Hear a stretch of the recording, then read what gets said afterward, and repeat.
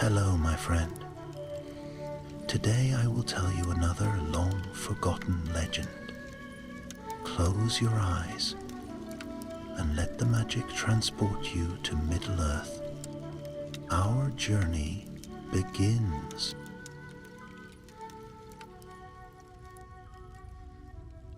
Night was falling gently upon Greenwood the Great, and the forest exhaled a soft breath of mist as the last gold of daylight slipped behind the western hills. In those quiet hours, when the owls stirred and the leaves whispered secrets to the wind, a lone figure walked the winding paths with sure and careful steps. His brown robes brushed the moss. Night was falling gently upon Greenwood the Great, and the forest exhaled a soft breath of mist as the last gold of daylight slipped behind the western hills. In those quiet hours, when the owls stirred and the leaves whispered secrets to the wind, a lone figure walked the winding paths with sure and careful steps. His brown robes brushed the mossy earth, and his staff tapped lightly in rhythm with his stride. This was Radagast the Brown, friend of beasts, keeper of wild things, and quiet guardian of the living world. He loved the forest most at dusk, when every creature seemed to pause in a moment of wonder before the coming night. But on this evening, something was wrong. The birds were silent, not merely resting but hiding. Even the wind seemed wary, slipping between the trees as though afraid to disturb them. Radagast's brow furrowed beneath his tangled hair. "This is no ordinary hush," he murmured. He knelt beside a cluster of withered ferns, touching them gently with his fingertips. Only yesterday the fronds had been bright and green. Now they curled inward like clenched fingers, their edges blackened as if scorched by some unseen fire.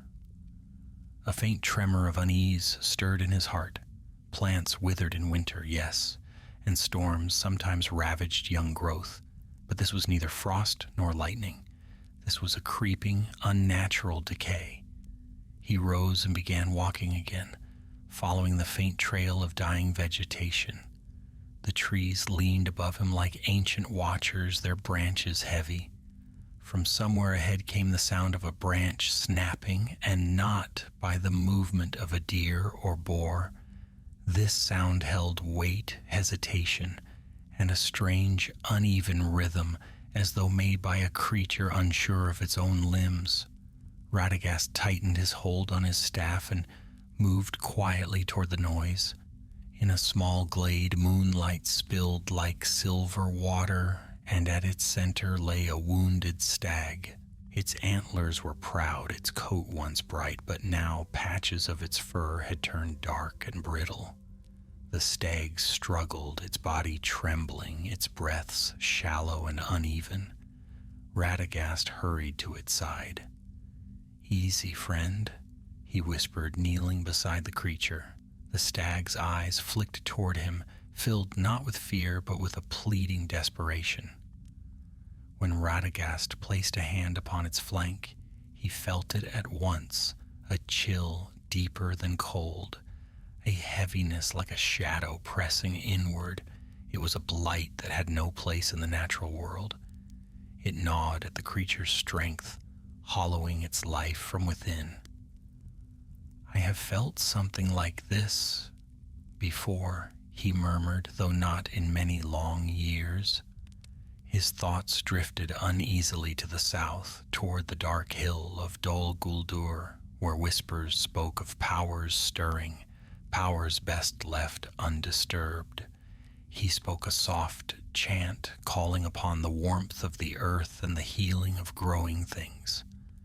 A faint light glimmered beneath his hand, gentle and warm, but the darkness within the stag recoiled from it, twisting like smoke, refusing to be dispelled. This was no simple illness. Something had shaped this corruption, something with intent. Radagast drew back, breathing deeply.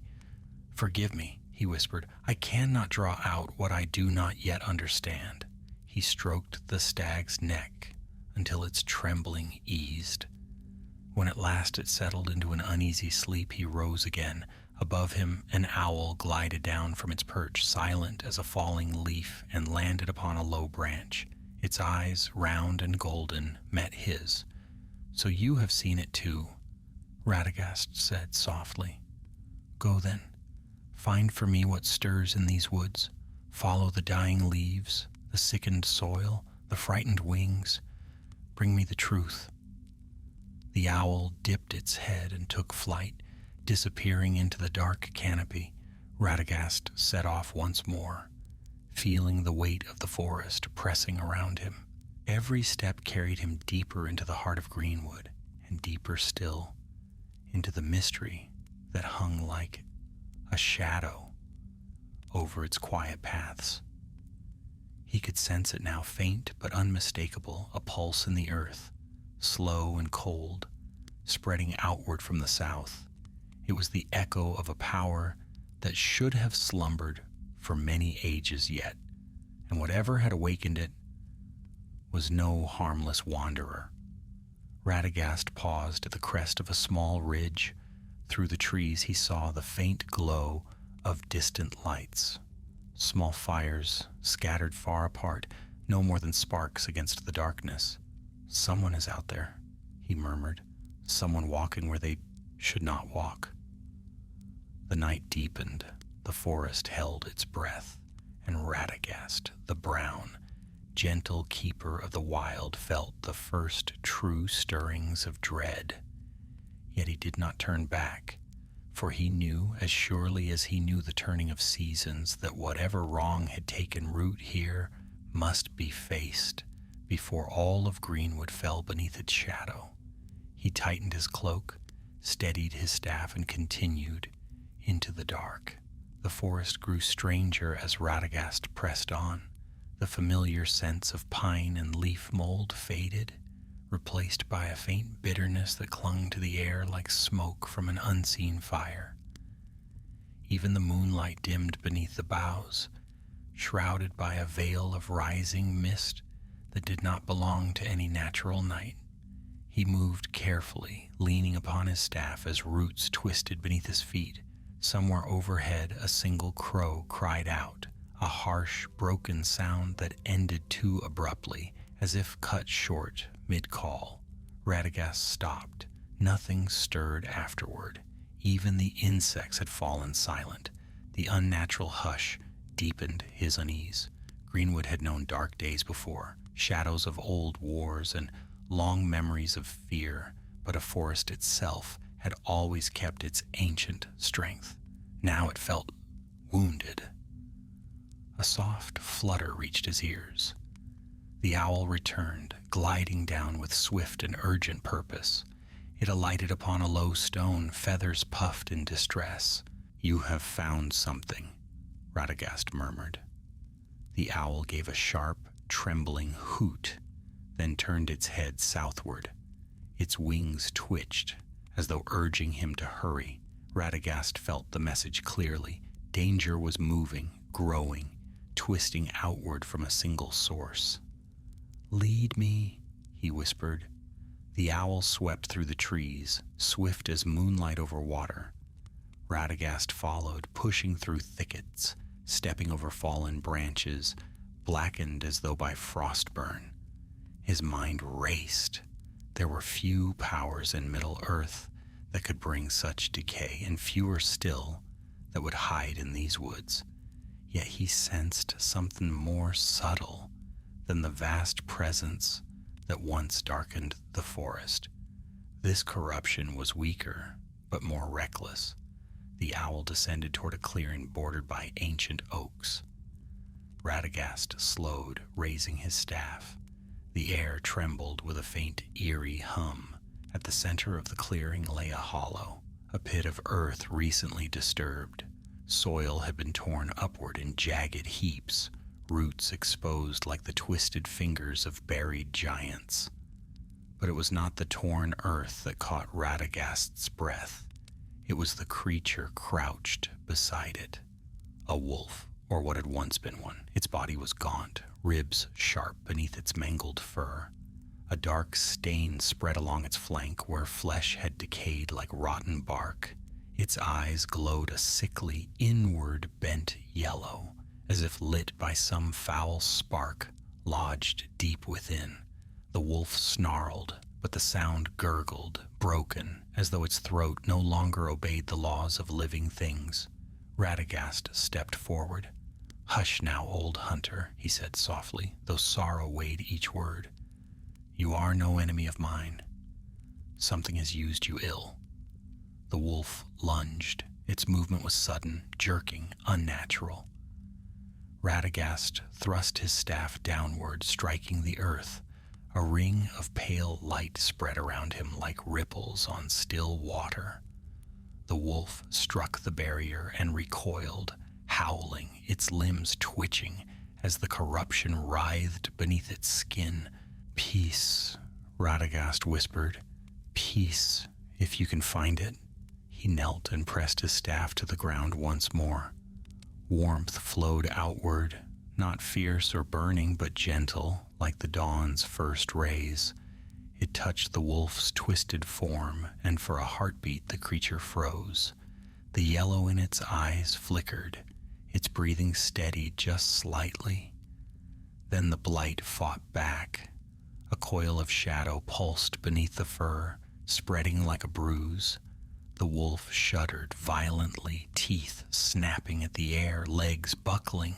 Radagast clenched his jaw. This corruption was not merely poison, it was will. A fragment of some darker craft had taken root within the creature, feeding upon its fear. With a deep breath, he whispered a final word. His staff glowed faintly. The wolf's body relaxed, the shadow ebbing. Its final exhale was soft, almost grateful. Radagast bowed his head and touched the creature's fur. "Forgive the pain they caused you," he murmured.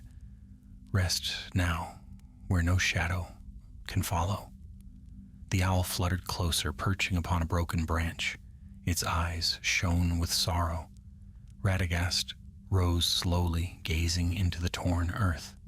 Something had been buried here, something small but powerful enough to poison the roots around it. He brushed aside loose soil and uncovered a shard of blackened stone, jagged and warm to the touch. His breath caught. Not a relic of Sauron. No, this was too crude, too unstable, but it was steeped in sorcery born of fear and ambition, not the deep malice of the ancient shadow. "A lesser hand," Radagast whispered, "one who toys with powers far beyond his mastery." He wrapped the shard in cloth, though even through the fabric he felt its trembling pulse. Whoever had crafted this had done so recently and dangerously. The owl hooted once more, sharp and warning. "Yes," Radagast said, "I feel it too." A presence was near. Not the vast and invisible gloom of Dol Guldur, but a mind restless, searching, drawn to the shard's awakening. It was moving through the trees, drawn by the echo of its own making. Radagast tightened his grip on his staff. "Come then," he murmured, "show yourself." But the presence slipped away, retreating southward as though aware of his strength, cowardly but cunning. Night was falling gently upon Greenwood the Great, and the forest exhaled a soft breath of mist as the last gold of daylight slipped behind the western hills. In those quiet hours, when the owls stirred and the leaves whispered secrets to the wind, a lone figure walked the winding paths with sure and careful steps. His brown robes brushed the mossy earth, and his night was falling gently upon Greenwood the Great, and the forest exhaled a soft breath of mist as the last gold of daylight slipped behind the western hills. In those quiet hours, when the owls stirred and the leaves whispered secrets to the wind, a lone figure walked the winding paths with sure and careful steps. His brown robes brushed the mossy earth, and his staff tapped lightly in rhythm with his stride. This was Radagast the Brown, friend of beasts, keeper of wild things, and quiet guardian of the living world. He loved the forest most at dusk, when every creature seemed to pause in a moment of wonder before the coming night. But on this evening, something was wrong. The birds were silent, not merely resting, but hiding. Even the wind seemed wary, slipping between the trees as though afraid to disturb them. Radagast's brow furrowed beneath his tangled hair. "This is no ordinary hush," he murmured. He knelt beside a cluster of withered ferns, touching them gently with his fingertips. Only yesterday the fronds had been bright and green. Now they curled inward like clenched fingers, their edges blackened as if scorched by some unseen fire. A faint tremor of unease stirred in his heart. Plants withered in winter, yes, and storms sometimes ravaged young growth, but this was neither frost nor lightning. This was a creeping, unnatural decay. He rose and began walking again, following the faint trail of dying vegetation. The trees leaned above him like ancient watchers, their branches heavy. From somewhere ahead came the sound of a branch snapping, and not by the movement of a deer or boar. This sound held weight, hesitation, and a strange, uneven rhythm, as though made by a creature unsure of its own limbs. Radagast tightened his hold on his staff and moved quietly toward the noise. In a small glade, moonlight spilled like silver water, and at its center lay a wounded stag. Its antlers were proud, its coat once bright, but now patches of its fur had turned dark and brittle. The stag struggled, its body trembling, its breaths shallow and uneven. Radagast hurried to its side. "Easy, friend," he whispered, kneeling beside the creature. The stag's eyes flicked toward him, filled not with fear, but with a pleading desperation. When Radagast placed a hand upon its flank, he felt it at once, a chill deeper than cold, a heaviness like a shadow pressing inward. It was a blight that had no place in the natural world. It gnawed at the creature's strength, hollowing its life from within. "I have felt something like this before," he murmured, though not in many long years. His thoughts drifted uneasily to the south, toward the dark hill of Dol Guldur, where whispers spoke of powers stirring, powers best left undisturbed. He spoke a soft chant, calling upon the warmth of the earth and the healing of growing things. A faint light glimmered beneath his hand, gentle and warm, but the darkness within the stag recoiled from it, twisting like smoke, refusing to be dispelled. This was no simple illness. Something had shaped this corruption, something with intent. Radagast drew back, breathing deeply. "Forgive me," he whispered. "I cannot draw out what I do not yet understand." He stroked the stag's neck until its trembling eased. When at last it settled into an uneasy sleep, he rose again. Above him, an owl glided down from its perch, silent as a falling leaf, and landed upon a low branch. Its eyes, round and golden, met his. "So you have seen it too," Radagast said softly. "Go then. Find for me what stirs in these woods. Follow the dying leaves, the sickened soil, the frightened wings. Bring me the truth." The owl dipped its head and took flight, disappearing into the dark canopy. Radagast set off once more, feeling the weight of the forest pressing around him. Every step carried him deeper into the heart of Greenwood, and deeper still, into the mystery that hung like a shadow over its quiet paths. He could sense it now, faint but unmistakable, a pulse in the earth, slow and cold, spreading outward from the south. It was the echo of a power that should have slumbered for many ages yet, and whatever had awakened it was no harmless wanderer. Radagast paused at the crest of a small ridge. Through the trees he saw the faint glow of distant lights. Small fires scattered far apart, no more than sparks against the darkness. "Someone is out there," he murmured. "Someone walking where they should not walk." The night deepened. The forest held its breath, and Radagast, the brown, gentle keeper of the wild, felt the first true stirrings of dread. Yet he did not turn back, for he knew, as surely as he knew the turning of seasons, that whatever wrong had taken root here must be faced before all of Greenwood fell beneath its shadow. He tightened his cloak, steadied his staff, and continued into the dark. The forest grew stranger as Radagast pressed on. The familiar sense of pine and leaf mold faded, replaced by a faint bitterness that clung to the air like smoke from an unseen fire.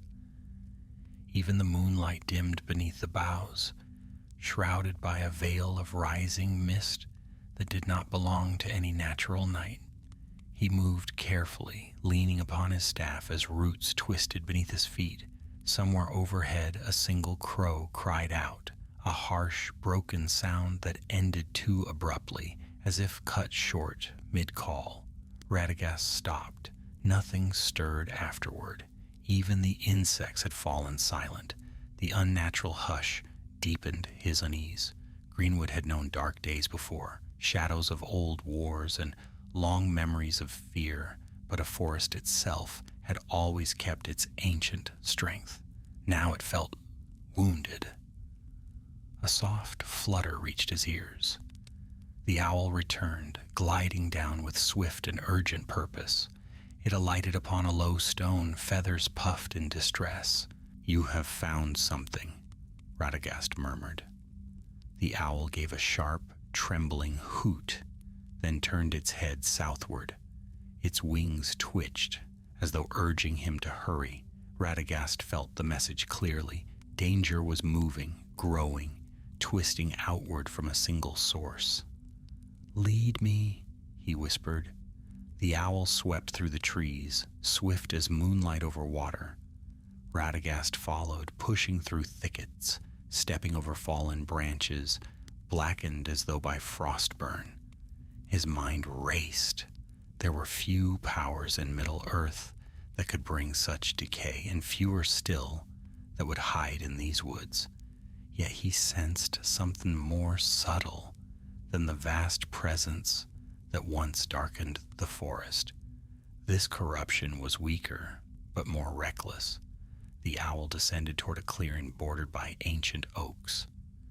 Radagast slowed, raising his staff.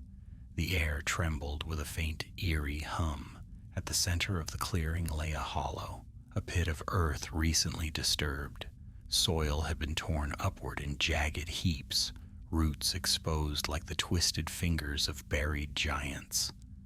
But it was not the torn earth that caught Radagast's breath. It was the creature crouched beside it.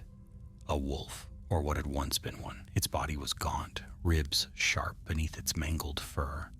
A dark stain spread along its flank where flesh had decayed like rotten bark. Its eyes glowed a sickly, inward bent yellow, as if lit by some foul spark lodged deep within.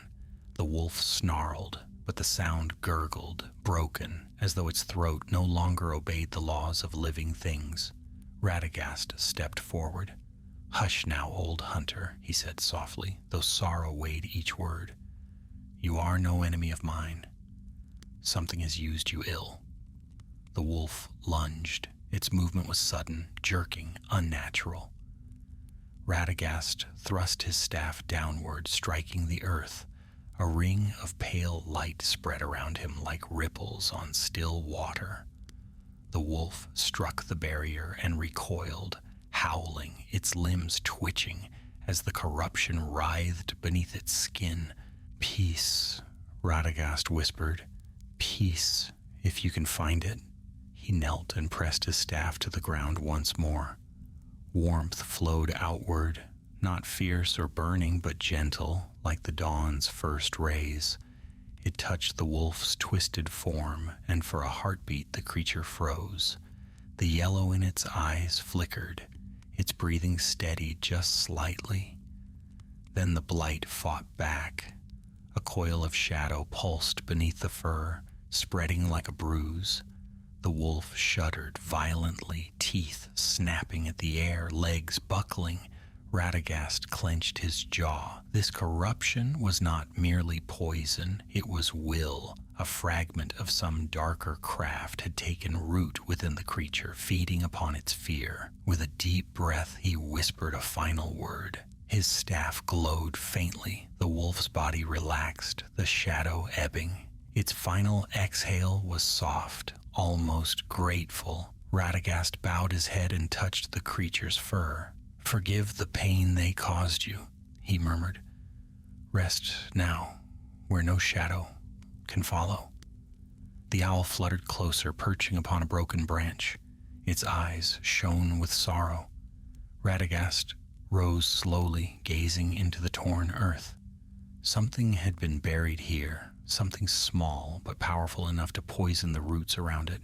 He brushed aside loose soil and uncovered a shard of blackened stone, jagged and warm to the touch. His breath caught. Not a relic of Sauron. No, this was too crude, too unstable, but it was steeped in sorcery born of fear and ambition, not the deep malice of the ancient shadow. "A lesser hand," Radagast whispered, "one who toys with powers far beyond his mastery." He wrapped the shard in cloth, though even through the fabric he felt its trembling pulse. Whoever had crafted this had done so recently and dangerously. The owl hooted once more, sharp and warning. "Yes," Radagast said, "I feel it too." A presence was near. Not the vast and invisible gloom of Dol Guldur, but a mind restless, searching, drawn to the shard's awakening. It was moving through the trees, drawn by the echo of its own making. Radagast tightened his grip on his staff. "Come then," he murmured, "show yourself." But the presence slipped away, retreating southward as though aware of his strength, cowardly but cunning. Radagast's cloak rustled in the rising wind. The mist thickened, rolling into the clearing like slow-moving smoke. "We have much to uncover," he said quietly, "and little time." The owl launched into the air once more. Radagast followed, pausing only to cast a final glance at the fallen wolf. Already the forest seemed to lean closer, listening, waiting. Somewhere in the southern dark, a power newly awakened trembled with anticipation. And Radagast the Brown walked toward it, knowing the shadow in Greenwood was only beginning to rise.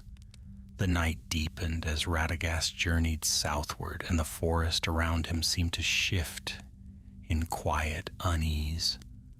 Branches creaked where no wind stirred. Shadows clung to the roots like tattered cloaks. Even the stars above were faint, as if veiled by a breath of distant sorrow. Yet he pressed on, guided by the owl gliding ahead, its wings silvered by the thin moonlight. For a time the path wound gently downward, following the slope of an ancient hill. The trees here were older still, oaks with trunks wide as towers, their bark ridged with centuries of memory. They whispered faintly as Radagast passed beneath, muttering in voices neither hostile nor welcoming but troubled. He felt their worry like a chill in his bones. "Courage, old friends," he murmured to the trees. "Your strength has carried you through darker ages than this." Still their leaves rattled in muted distress. A rustle echoed from behind him. Radagast stopped at once. The owl circled back, giving a sharp cry. Something was moving in the gloom, light-footed, cautious, but not hostile. Radagast held his staff ready, though he sensed no corruption in the air, A moment later, a figure stepped from behind a thorn bush, small, cloaked in a patchwork of forest colors, with eyes bright as polished amber. "A woodman child?" Radagast whispered. "Not a child," he corrected himself quickly. Though small of stature, the young man bore the poise of a hunter. A short bow hung at his back, and his tunic was marked with the emblem of his people, a stag worked in simple thread. The youth bowed respectfully. "Master Brown," he said, "my father spoke of you. I am Baron of the North Glades. I meant not to startle you." "You walk quietly for one so young," Radagast replied with a faint smile. "But why follow me through the night? It is no hour for wandering." Baron shifted uneasily. "We have seen strange things, sir. Shadows that move without form, beasts struck with madness, and 2 nights past I saw fire on the hill, blue as frost and cold to the touch, even from afar." Radagast's expression darkened. "Blue fire?" "Aye," the youth said, nodding. "It burned without smoke. My father forbade us from drawing near, but I wanted to know if others had seen it." "You were right to keep your distance," Radagast told him. "There is poison in the forest, crafted not born, and I intend to find its source." Baron hesitated. "If you permit, I would guide you. I know the paths well, and I have no wish to see Greenwood fall to a sickness we do not understand." Radagast studied him a moment. Baron was young, but not reckless. His courage was steady, measured by love for his homeland, and there were dangers ahead that only swift feet and keen eyes could reveal before they were upon him. "You may come," Radagast said at last, "but you must keep close and heed my warnings. Shadows are stirring, and some would gladly snare a wandering hunter." Baron nodded, relieved. "I will follow your lead." The owl swooped overhead and turned south again. Radagast and the young woodman fell into stride, moving beneath the arching boughs. As they continued, the forest changed more sharply. The ground dipped into a wide hollow where mist pooled like a pale lake. Fallen trees lay scattered across the earth, their trunks rotted through, though no natural decay could have worked so swiftly. Baron knelt beside one of them, pressing his hand to the bark.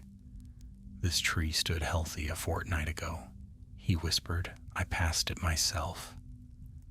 Radagast touched the trunk gently. The rot pulsed beneath his fingers, faint but vile, as though something had burrowed into the very spirit of the wood and hollowed it out. "It spreads faster now," he said. "The hand guiding this corruption grows bolder." They journeyed deeper until they reached a ridge overlooking a shallow valley. Baron froze. Radagast followed his gaze, and his breath caught.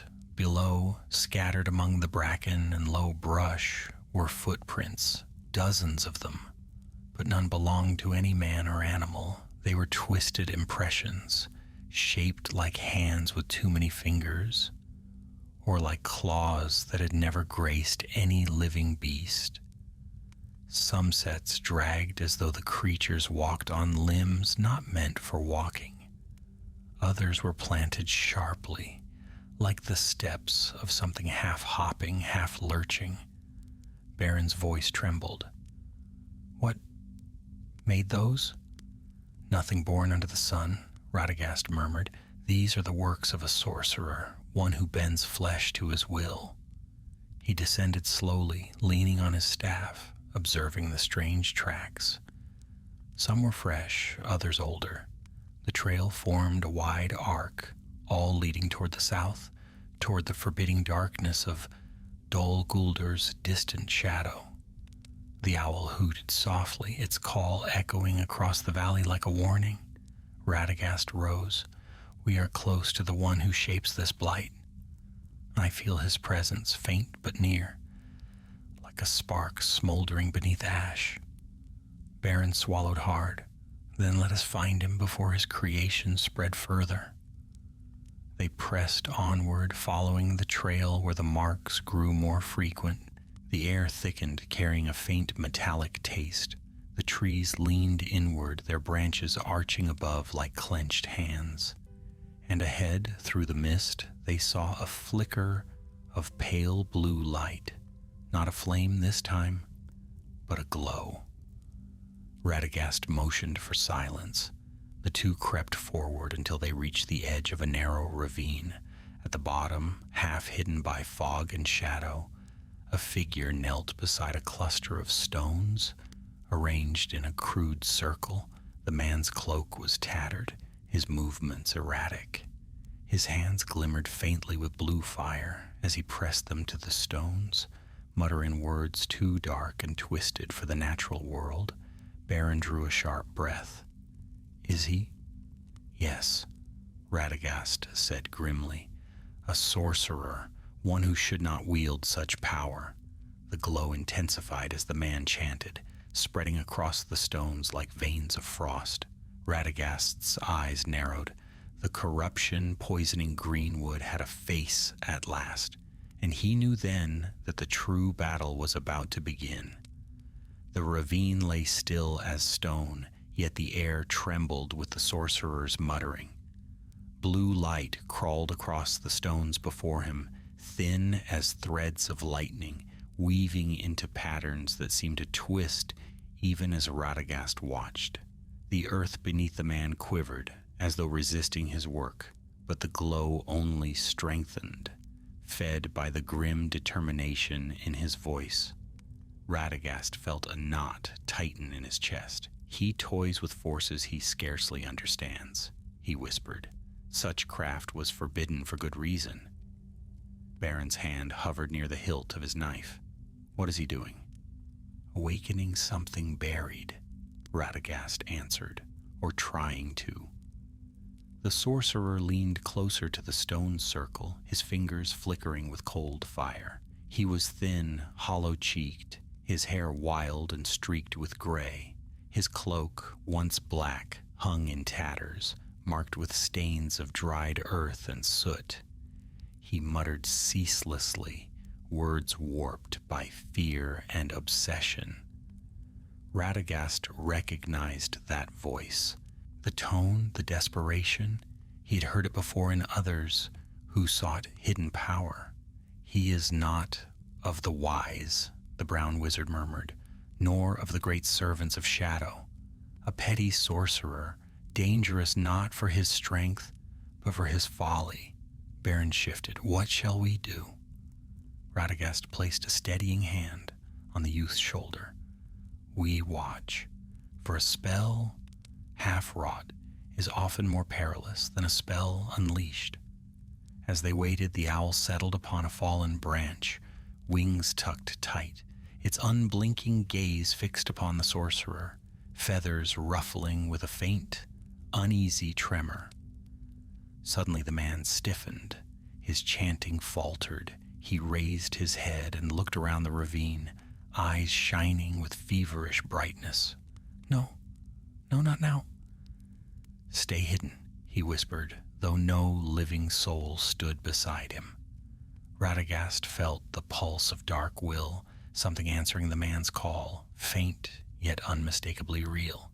It seeped from the stones, from the soil beneath, from the shadowed roots of Greenwood itself. Beren stepped back, breath catching. I feel it, like a cold rain upon the heart.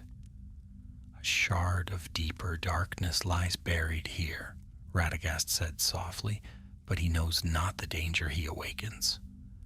The sorcerer plunged his hands into the circle. Blue fire surged upward like rushing water. The stones shook. A groan rumbled through the earth. Fool! Radagast shouted, rushing forward. He struck his staff against the ground, and a wave of warm, golden light swept down into the ravine, colliding with the sorcerer's magic in a flash of clashing brilliance. The blue fire shrieked, twisting away like a living thing scorched by the sun. The sorcerer cried out and stumbled back. clutching his burned hands to his chest. "Who dares?" he rasped, but his words faltered when he beheld Radagast standing at the ravine's edge, cloak billowing, staff glowing faintly like an ember of dawn. "Cease this madness," Radagast commanded. "You meddle with forces that will consume you, and all who dwell in this wood," the man snarled. "Radagast the Brown, meddler of beasts.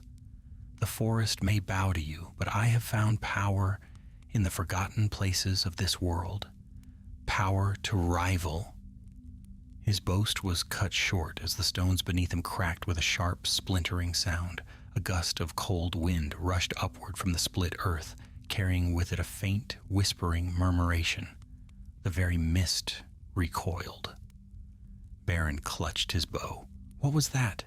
"Something ancient," Radagast whispered. "Something bound long ago and weakened by time, but not dead." The sorcerer laughed, a thin, trembling sound. "Yes. Do you feel it? It answers me. It knows my name." Radagast descended into the ravine, each step firm yet measured. "It knows nothing of you," he said. "It stirs only because you tear at its prison. What you awaken will not serve you. It will devour you." The sorcerer backed away, but not from fear. His eyes shone with wild devotion. "You lie. You seek to steal what I alone have uncovered." He thrust out his hand. A bolt of blue flame shot toward Radagast. The wizard raised his staff. The flame struck it and dissipated in a harmless shimmer of sparks. Radagast advanced another step. "Please," he said, voice lowered but steady. "Turn back while there is time. Leave this place. The darkness you call upon is older than your craft, older than your knowledge. It will break you." For a heartbeat, uncertainty flickered in the man's gaze. Then hatred drowned it. "No," he screamed. "I am no servant. I am the master. With its strength I shall command the shadows of the forest. Bend them, shape them." He swung his hands toward the cracked stones once more. Radagast acted. His staff struck the earth, and a gust of wind swept through the ravine, scattering the blue fire like dust. The sorcerer staggered, but clung stubbornly to the stones, shouting words now twisted with panic. The earth shuddered violently. Baran shouted a warning as a fissure tore through the circle, sending shattered fragments flying. A column of darkness erupted, not smoke, not shadow, but something thin and writhing, as though the night itself had taken living form. It spiraled upward, clawing at the sky before collapsing inward again, drawn toward the sorcerer like a beast scenting prey. The man screamed. The darkness wrapped around his arm, his flesh mottled, blackening as if frostbitten. He staggered back, tearing at the shadow, but it clung to him with the hunger of a starving wolf. Radagast dashed forward and thrust his staff between the sorcerer and the rising darkness. Golden light burst outward, halting the shadow's advance. The darkness recoiled, swirling in confusion. The wizard's voice rang across the ravine. "Begone! Crawl back to the deep earth that holds you." The shadow hissed, a sound like dying breath. It retreated slowly, folding back into the crevice from which it had emerged. The stones dimmed. The cold wind faded. At last, silence returned. The sorcerer collapsed to his knees, clutching his blackened arm. His breathing came in ragged gasps. Hatred still smoldered in his gaze, but fear now warred with it. You ruined everything," he spat. "You robbed me of my power." Radagast knelt beside him. "I saved your life." He touched the man's arm. The corruption pulsed faintly, but did not spread. "Not yet." Baron approached cautiously. "What now?" Radagast rose, eyes fixed upon the cracked earth. We must learn what he awakened and whether it sleeps still. He turned to the trembling sorcerer. You will tell me where you learned this craft and why you came here.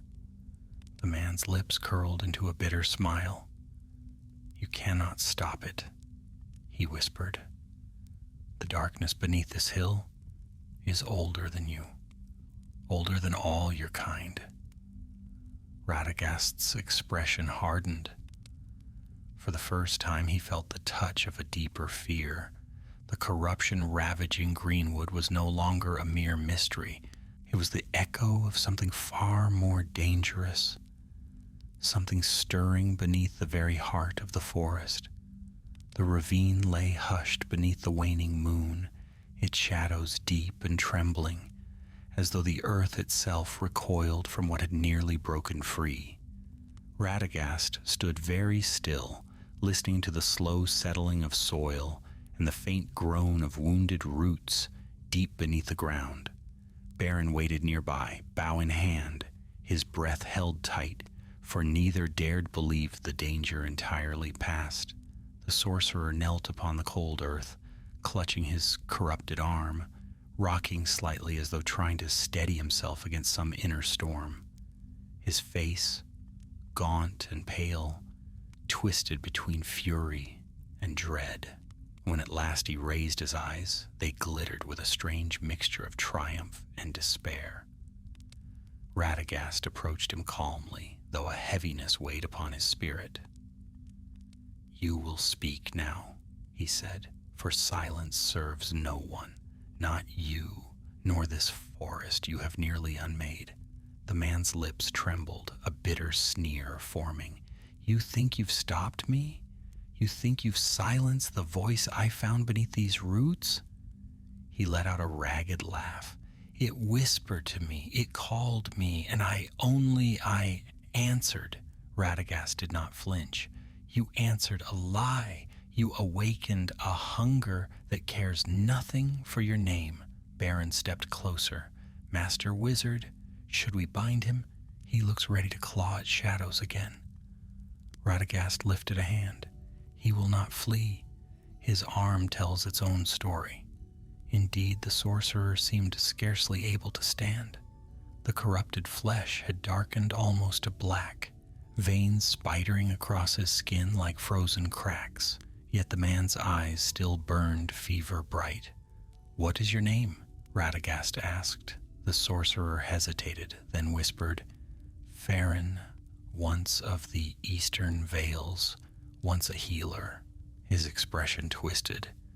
But I learned soon enough that healing brings no power, that the wise care not for those who toil beneath them. So I sought deeper knowledge, knowledge hidden from timid hands. Knowledge stolen, Radagast corrected. Knowledge abandoned for good reason. Farron's jaw tightened. You know nothing. The shadows beneath this hill, they answered me. They promised strength, power enough to drive away all who mocked my craft. I only needed to free them. Radagast's gaze drifted to the cracked stones, where the faint residue of darkness still lingered like mist, clinging to cold ground. You could not have freed them, he murmured. The ancient powers that once touched this place are long diminished, but even a fragment of their malice is poison. Farron smirked weakly, yet it heard me. It hears all who are foolish enough to call into the deep, Radagast said. He knelt, placing a hand upon the ground. There was something sealed here long ago, no great spirit, no ancient king, but a lesser shadow born in the last age of darkness. Its prison remains, but you weakened it. You tore at the bindings like a child clawing at a locked door. Baron shivered. And if the door breaks? Radagast did not answer at once. His expression was grim, his fingers tracing the jagged fissures that spread outward like veins of shadow. Then greenwood will sicken from its roots upward, he said at last. Every tree, every creature, touched by a cold hunger that has no name. But the prison is not yet broken. We still have time, though not much. Farron looked from Radagast to the cracked earth, fear warring with defiance. I only sought mastery. The shadow promised me strength. Radagast met his gaze. Shadows promise only what they will take. You were deceived. The sorcerer's breath trembled. For the first time he looked not furious, but lost. Baron approached cautiously. Master Radagast, what shall we do with him? Deliver him to my people? They would not welcome such a prisoner, and I doubt he would survive the journey. He will not die, Radagast said softly. Not here, not while the forest still breathes. He placed a hand upon Farron's blackened arm, and golden warmth seeped into the flesh. The corruption recoiled, shrinking away from the light, though not vanishing entirely. Farron gasped in pain. Why help me? Because you are not beyond saving, Radagast replied, and because the forest's suffering must be eased. Your wounds bind you to its fate. The sorcerer bowed his head. When he spoke again, his voice was small. I know a place where I learned some of this craft. A cave by the southern marsh, near the shadowed foothills. I found old runes there, scraps of ancient spells. They spoke of the darkness under this hill. Radagast nodded slowly. Then we must go there. The source of your folly may reveal the deeper danger. Baron frowned. You wish to travel deeper south? Toward Dol Guldur? The wizard's eyes hardened. We have no choice. The corruption spreads still, and someone or something is guiding it. As he spoke, a distant howl rose through the trees. Not a wolf, nor any beast of greenwood. It was sharper, twisted, filled with the same sickly malice that had taken the wolf in the glade. Farron flinched. Some of the creatures I touched, they fled into the woods. They may be changing still? Radagast's face grew grave. Then we must move quickly. Baron, help him stand. The forest may yet forgive, but it will not shield him. Baron obeyed, though unease flickered in his eyes. Farron struggled to rise, leaning heavily upon the youth and clutching his wounded arm to his chest. Radagast turned once more to the broken circle of stones. With a murmured chant, he pressed the butt of his staff into the earth. Warm light blossomed outward, sealing the worst of the fissures, soothing the trembling soil. The echo of the imprisoned shadow retreated grudgingly, sinking deeper underground. The wizard rose. This place is mended for now, but we must learn how far the corruption has reached, and we must find whoever else has stirred this darkness, whether knowingly or not. He motioned toward the trees. The owl dipped its wings, guiding them toward the southern paths. Baron steadied Farron as they began to climb from the ravine. The forest loomed before them, vast and silent, its breath held tight as though it waited for their next move. Radagast took the lead, staff glowing faintly like a wandering star. Come, he said. The night grows darker, and we have far to go before dawn. The journey southward carried them into a darker region of greenwood where ancient pines rose like pillars and the earth lay heavy with damp, clinging moss. The air grew colder the farther they walked, and a low mist drifted between the trunks like pale serpents, winding through the roots. Above them branches knitted so tightly that the dim light of dawn could scarcely pierce the canopy. Radagast moved at a steady pace, staff casting a faint golden sheen that pushed back the gloom. Behind him, Beren supported Feren, who leaned upon the young woodman with a mixture of weakness and sullen pride. The sorcerer's blackened arm throbbed with every step, and though Radagast's healing had slowed the corruption, it had not eased his suffering. At last, Beren spoke in a hushed tone. "Master Radagast, how far is this marsh of his?" Feren answered before the wizard. "Half a day's walk if the paths hold, longer if the forest bends itself again." Beren frowned. "The forest bends itself?" Feren gave a bitter laugh. "Since I touch the shadows beneath the hill, the woods no longer behave as they should. Paths twist, landmarks vanish, the trees whisper differently." Radagast glanced back, the lines of worry deepening on his face. "The forest is not your enemy," he said, "but it knows what you awakened, and it fears the spreading rot." Even as he spoke, a shiver passed through the ground beneath them, faint but undeniable. Beren stiffened. "That was no wind." "No," Radagast murmured. "It was the earth trembling, a sign that the corruption stirs beneath the roots." They pressed onward, accompanied only by the rhythmic sound of their steps and the occasional flutter of the owl above. Hours passed, though time felt strange in that part of the forest, melting into a continuous stretch of uneasy shadow. Then, without warning, the trees opened into a wide glade. Radagast halted at once, raising a hand. The glade was silent, unnaturally so. Grass lay flattened in a wide circle, as though something large had passed through recently. The earth was churned and ripped, and in the center of the clearing stood a single withered tree, its bark gray and crumbling, its branches twisted inward like gnarled claws. Beren whispered, "I've never seen a tree die so fast." Radagast approached slowly. "This is no death of seasons. Something drained the life from it, fed upon it." Feren's breath came ragged. "They were here." Radagast turned sharply. "What do you mean?" Feren gestured weakly at the torn ground.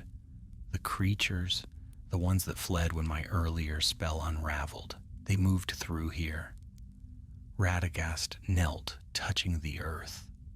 The soil was cold, too cold for mourning. Tendrils of corruption threaded through it like thin, dark veins. Yet there was something else. Marks pressed into the dirt, half dragged, half churned. "Tracks," Beren murmured, crouching beside him. "But not of animals I know." Radagast nodded grimly. "These are the shapes left by twisted flesh, born from magic strained beyond its limits. Feren, did you set these creatures upon the forest?" The sorcerer shook his head, eyes wide. "I guided nothing. I only sought to draw strength to myself. The rest, it happened when the shadows answered me. Then your recklessness unleashed more than you intended," Radagast said. "These beings will grow more dangerous with every passing hour." A sudden crack sounded from the far end of the glade, sharp like the snap of a heavy branch. Beren instantly drew his bow. Radagast rose, staff poised, eyes narrowed. The forest beyond the clearing shivered. Leaves rustled, though no wind touched them. Something moved between the trees, low to the ground, its form masked by the dimness. Another crack, then silence. Beren whispered, "Shall I loose an arrow?" "Not yet," Radagast replied. "Let the forest speak first." A faint whine drifted from the shadows, high, trembling, more pitiful than threatening. It echoed again, closer this time, accompanied by a dragging sound. Radagast stepped forward cautiously. "Show yourself," he called softly. "You need not fear me." A creature emerged from behind a fallen trunk. It was small, smaller than a wolf, but its limbs were twisted, its coat patchy and sickened. One leg dragged behind it, stiff and blackened. Its eyes, once bright with wild instinct, were clouded and pained. It whined again, stumbling into the glade where the weak morning light fell upon it. Beren lowered his bow, stunned. "Is that a fox?" "Was," Radagast said heavily, "before the corruption touched it."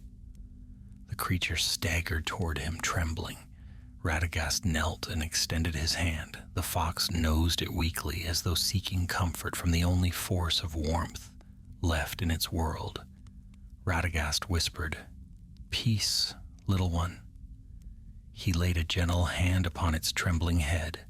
A soft glow emanated from his palm, warm and steady. The fox gave a faint sigh, its body relaxing as the sickly tension faded. Then, with a final breath, it grew still. Beren clenched his jaw. "Master Radagast, how many more creatures roam like this?" "Too many," the wizard murmured, "and they will grow worse if we do not reach the heart of this corruption soon." Farron looked on, eyes shadowed with guilt. "I never meant." "Meaning has little weight now," Radagast said, rising. "What matters is what you will do next. Do you still know the way to the cave in the marsh?" Farron nodded faintly. "Aye, I can lead you." "Then lead us quickly," Beren urged. Radagast gave the fallen fox a final sorrowful glance, then turned to follow Farron's faltering steps. They left the clearing in silence, for the forest itself seemed to mourn. The trees grew denser as they moved south, and the ground softened beneath their feet. Marsh water glimmered between roots, stagnant and dark. The smell of damp earth thickened. At last, Farron pointed ahead. There, beyond the reeds, Radagast lifted his staff. Through a curtain of tall, pale marsh grass, they saw it, a low hill, rising from the mire, its sides draped in moss and shadow, and at its base, half hidden by hanging roots, yawned the dark mouth of a cave. A faint blue glow pulsed within like the heartbeat of something sleeping. Beren shuddered. "That place feels wrong." Radagast tightened his grip on his staff. "It is wrong, and it is where we must go." The owl swooped overhead, letting out a single warning cry. Radagast stepped toward the cave, darkness gathering like breath around the entrance. "Steel your courage," he said quietly, "for what lies within may set the fate of all Greenwood." The cave's mouth yawned like the open maw of some slumbering beast, its edges draped with tangled roots that swayed though no wind stirred the marsh. Moist air drifted from within, heavy with the smell of cold stone and stagnant water. A faint blue sheen pulsed deep inside, dim at first, then brighter, like a heartbeat echoing through the hollow hill. Radagast paused at the threshold. His staff glimmered with a warm golden light, which the darkness swallowed greedily, as though hungering for every spark it cast. Beren tightened his grip on his bow.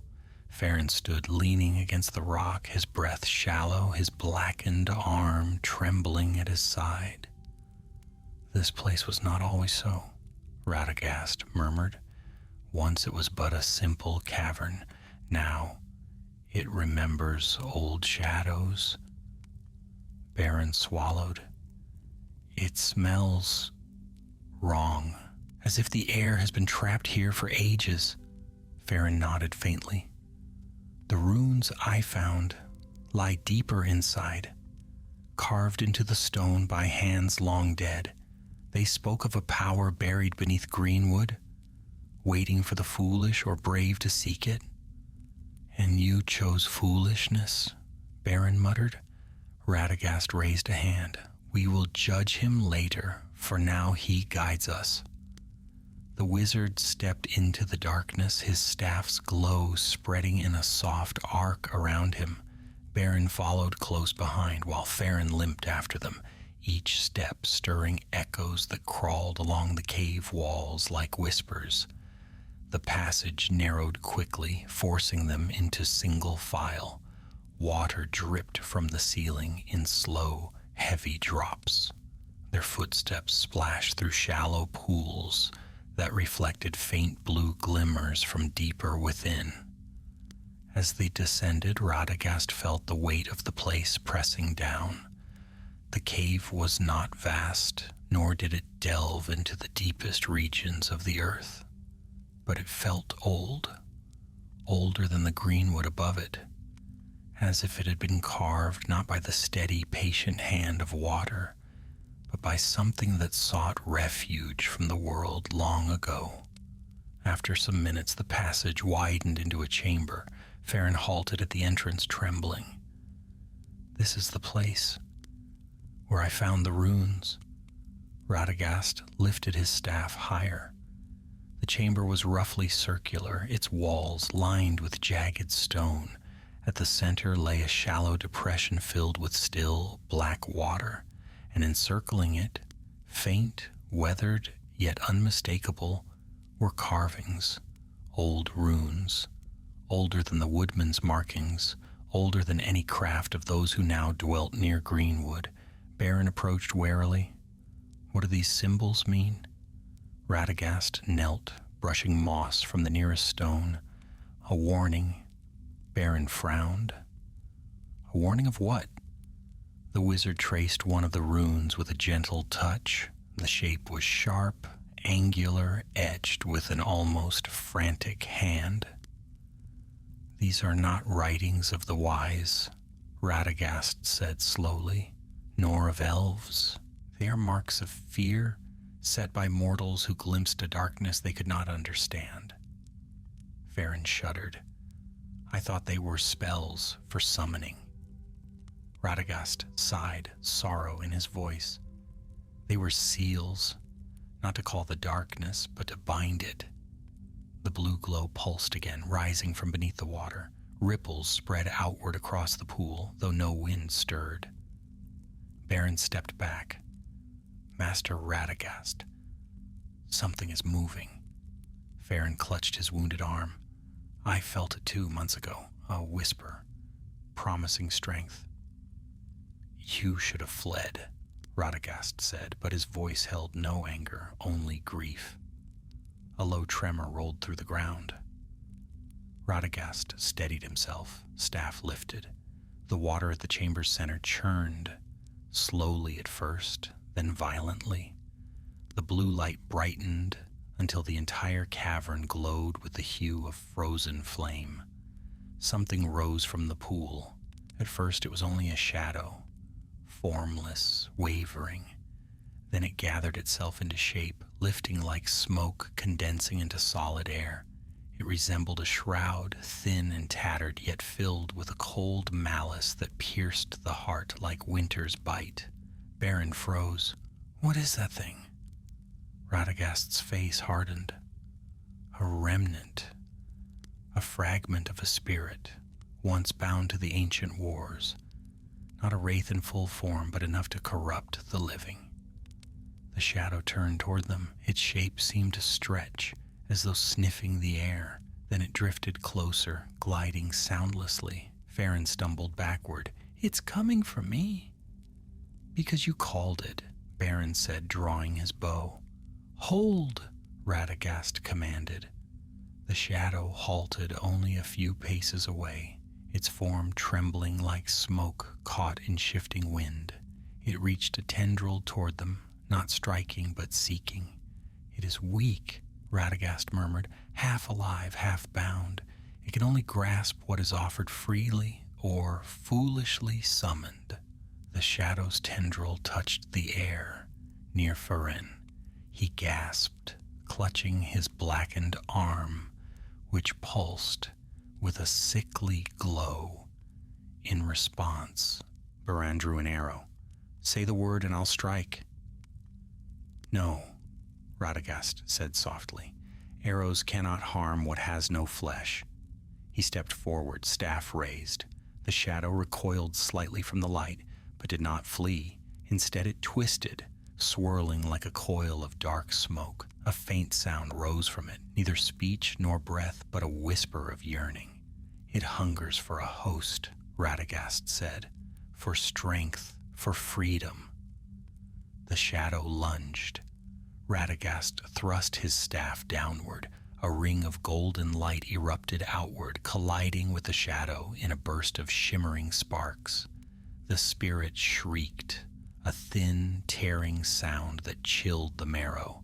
It thrashed, its form unraveling at the edges, yet it pressed forward again, drawn not to Radagast, but to Firenn.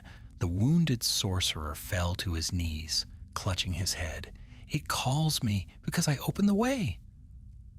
Beren darted forward to pull him back, but Radagast cried, "Stay clear."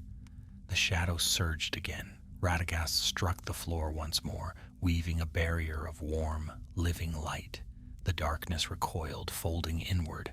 Then Radagast raised his voice, not in a shout, but in a low, steady chant. Words of the ancient tongue, gentle yet firm, filled the chamber.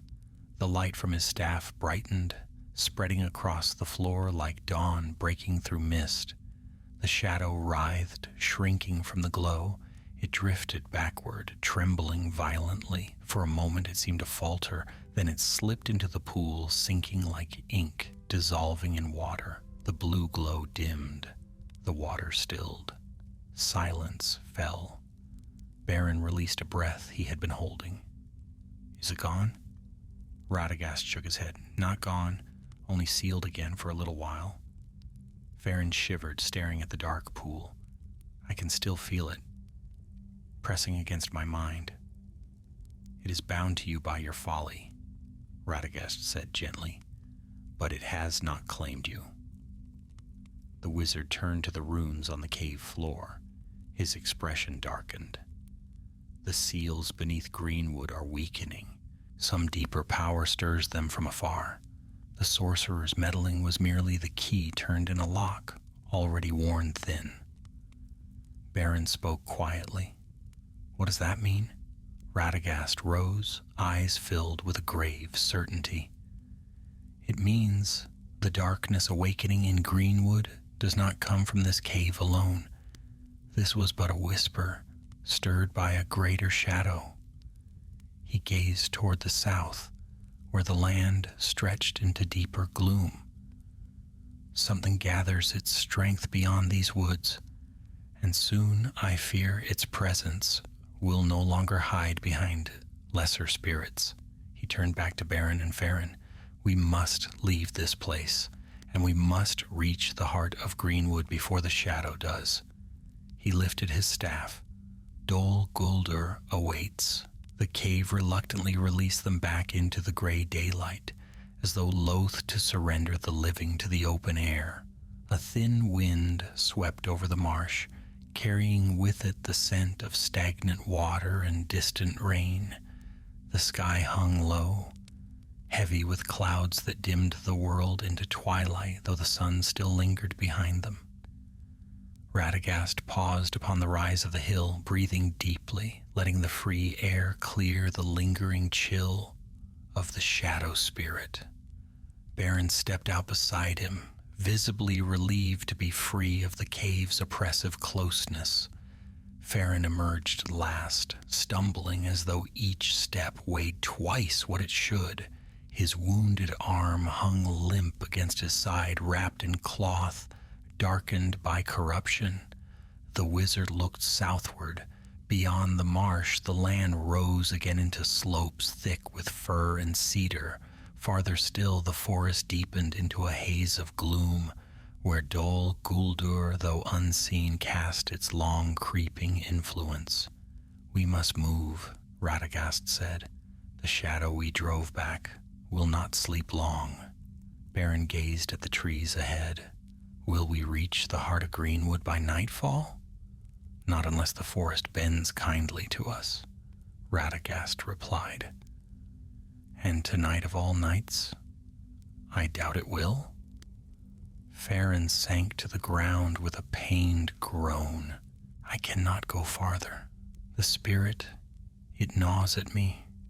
Radagast knelt before him, examining the spreading blackness that crept like frost through the man's veins. You drew too close to its voice, he murmured, and shadows cling fiercely to those who invite them. Baron hovered anxiously. Can you heal him again? Not here, Radagast said. The land is too steeped in corruption. I must carry him where the forest yet draws breath. He turned toward a cluster of tall oaks, rising from a dry patch of ground beyond the marsh. There, he said, the trees remember better days. Their strength may grant me the small healing I require. The journey was slow. Baron supported Farron's frail form, while Radagast guided them over roots and reeds. When they reached the base of the great oaks, the wizard laid Farron gently upon the ground. Radagast pressed his palm to the trunk of the nearest tree. A hum rose from its ancient bark, soft yet powerful, a murmur like a deep sigh of wind trapped within its rings. The light of Radagast's staff dimmed, replaced by a warm glow flowing from his hand into the tree, then returning to him, enriched and steadied. Baron watched with awe as the wizard knelt beside Farron and laid both hands upon the corrupted arm. Golden warmth spread across the sickened flesh. The blackened veins recoiled, shrinking inward. Farron cried out, though not in pain, rather in shock, as though the light cleaned wounds he had long given up hope of healing. When the glow faded, the corruption had retreated enough for him to move his fingers again. His face was still pale, his breath strained, but he could stand without trembling. Radagast rose slowly, drained but determined. This healing will not last long, he warned. The spirit's mark lies deeper than flesh. Farron looked down at his arm with troubled eyes. I feel its breath still. You will, Radagast answered, until we confront what feeds it. Baron shouldered his bow. Then we must not delay. They left the oaks behind and pressed southward. The forest darkened as they walked, not from the fading of day, but from a gloom that clung to the air, thick and restless. Strange patches of ground appeared. Areas where grass had yellowed, vines shriveled, and mushrooms grew in unnatural clusters. Once they came upon a fallen deer, untouched by tooth or claw, its eyes clouded with the same gray pallor they had seen in the wolf. Baron turned away. This is spreading faster than before. Radagast examined the creature with a heavy sigh. The shadow spirit we faced was not the source. It was merely a spark carried from a greater flame. And that flame burns in Dol Guldur, Baron said quietly. Radagast's silence was answer enough. As the day wore on, the path wound through a series of narrow ravines. Once, the three paused as a distant howl drifted across the hills, long, wavering, filled with unnatural pain. Even Farron flinched at the sound. They hunt, he whispered. Baron glanced sharply at him. They? The creatures the shadows twisted, Farron murmured. Some fled south before you found me. Others were born deeper in the corruption I stirred. They feed on fear and hunger for what lives. Radagast tightened his grip on his staff.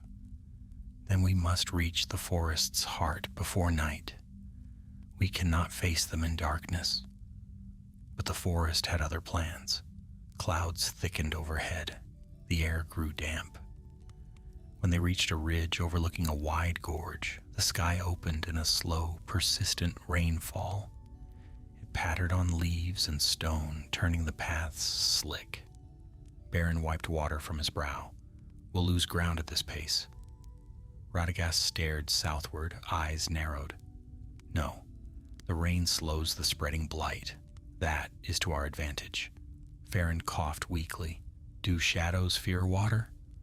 Not shadows, Radagast replied, but the rot they leave weakens in the cleansing touch of rain. They began their descent into the gorge. Roots twisted like serpents beneath the mud, and more than once Beren slipped, catching himself on the trunk of a leaning fir.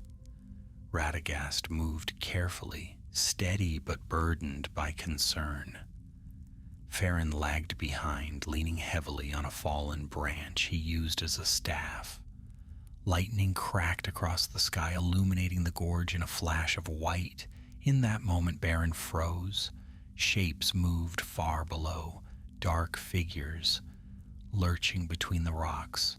Their limbs bent at unnatural angles, their movement disjointed, as though struggle or suffering guided their steps. Radagast looked down, his face hollowing. Corrupted beasts, drawn to the forest's heart. Farron shuddered violently. They hear the same whisper I once heard. Beren glanced up the slope behind them. Can they climb this ridge? Perhaps, Radagast said grimly, but not yet. The rain slows them. We must reach the high path before they sense us. They hurried, slipping through mud and rain. The gorge narrowed into a deep cleft. The roar of distant water filled the air, a waterfall hidden beneath the roots of a massive cliff. Radagast led them along a narrow ledge. The path trembled with each rumble of thunder. At last they reached a shelter beneath a jutting overhang, dry enough to rest, hidden well enough to avoid the gaze of wandering beasts. Beren collapsed onto the stone. We should wait for the storm to pass. Radagast nodded, but only for a short while. Night is not far.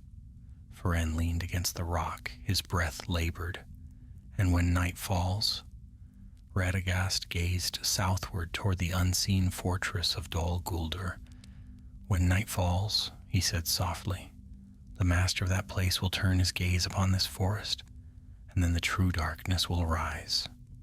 The storm rumbled overhead, and the three travelers waited, knowing the hours ahead would decide the fate of Greenwood the Great. The storm swept across the gorge for more than an hour, drumming upon stone and leaf with steady persistence. Rainwater streamed from the overhang in silver curtains, and each rumble of thunder seemed to stir echoes deep within the forest's bones. Yet beneath that shelter of rock, Radagast remained watchful, staff resting across his knees, eyes fixed on the shifting shadows far below. Beren sat nearby, fletching an arrow with practiced hands, though his gaze kept drifting toward the gorge's rim, where the corrupted beasts had last been glimpsed. Farron lay against the stone wall, shivering beneath his cloak, his breath shallow and uneven. Radagast finally broke the silence. "How fares your arm?" Farron lifted it with effort. The corruption had retreated somewhat, but the dark veins still curled along his skin like the remnants of frost. "It burns," he whispered, "as though something claws inside me, seeking a way to rise." Beren paused his fletching. "Master Radagast, can that thing in him grow stronger?" "It can," Radagast answered quietly, "should the greater darkness summon it." Beren's voice hardened. "Then we must reach the heart of this corruption before night." Radagast nodded. "And we will." The storm began to ease at last. The rainfall softened, the thunder retreated, and pale light seeped through the cracks in the clouds. Greenwood's vast canopy below glistened, a mist rising from every branch and leaf. Radagast rose. "Come, the forest waits, and it shifts even now." They left the shelter and resumed their journey, crossing the narrow path that wound along the gorge's edge. With every step, the forest thickened, firs rising like solemn guardians, their trunks adorned in curtains of moss. The land sloped upward, guiding them toward a ridge known only to the woodmen and a few among the wise, an ancient border near the heart of Greenwood the Great. As they climbed, the air grew clearer, washed clean by rain, but beneath that freshness lingered a faint trembling, as though the forest held its breath.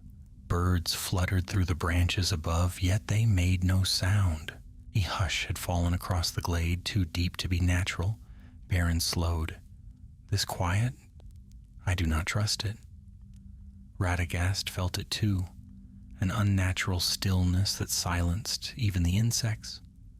Something draws near, he said softly, but not yet upon us. A few minutes later they reached a ridge from which the land sloped steeply downward into a valley choked with bracken and fallen logs. The view ahead revealed a forest, darker than the rest, its trees leaning inward as though weighed by sorrow. Farron swallowed hard. That valley? I passed through it once, months ago when I first sought the runes. It felt wrong even then. Radagast lifted his staff, letting its glow spill faintly into the murk below. The staff's light barely touched the valley floor, swallowed quickly by the gloom. The corruption walks there openly, he murmured. We must keep to the ridge. They skirted the valley edge, moving carefully along the roots and stones. Twice Beren paused, pointing out tracks, twisted impressions in the wet soil, fresh and numerous. The beasts they had glimpsed earlier were moving with purpose now, traveling northward. Toward the cave, Beren whispered. No, Radagast corrected softly. Toward us. Their pace quickened. By late afternoon they reached a stretch of ancient beech trees, their golden bark gleaming faintly in the dim light. Here the air felt different, lighter, warmed by some lingering memory of peace. Woodland spirits stirred faintly in the branches, watching the travelers pass with hushed curiosity. Beren let out a breath. At least this place does not feel cursed. It remembers older days, Radagast said, touching one of the trunks with reverence. Days before the greenwood began to darken. Farron sagged against the roots. Then let us remain here. Radagast shook his head gently. We cannot linger. The heart of the forest lies beyond those southern hills. Beren pointed toward a distant rise where firs stood like dark spears against the horizon. Will we reach it before nightfall? Radagast gazed at the sky. Clouds moved swiftly, driven by unseen winds. The day's light had begun to fade, though sunset was still far off. We must, he said. They continued south. The forest thickened again, shadows lengthening beneath branches that grew ever more twisted. Strange fungi sprouted along the roots, pulsing with a faint, eerie glow. Beren kept his bow in hand, eyes darting between the trees. Farron slowed.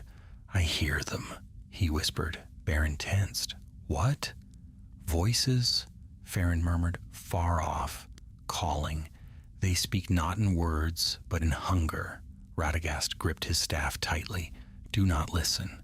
But it was too late. Farron's breath grew shallow, his steps faltered, and he clutched his head, as though the whispers clawed at the inside of his skull. Beren grabbed him. Stay with us.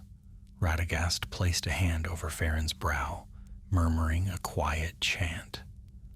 Light flickered briefly, and Farron gasped as though surfacing from deep water. The whispers receded.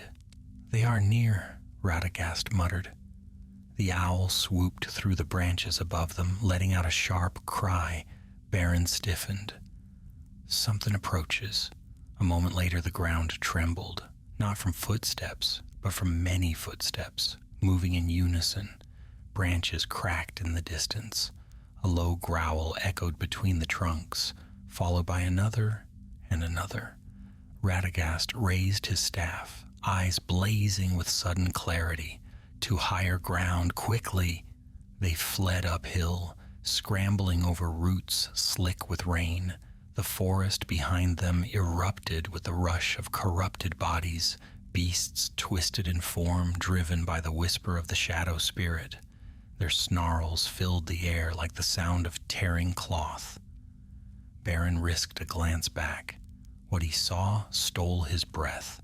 Dozens of creatures, wolves with dead eyes, stags whose antlers dripped with decay, boars with misshapen tusks, charging through the trees, united by the same unnatural will.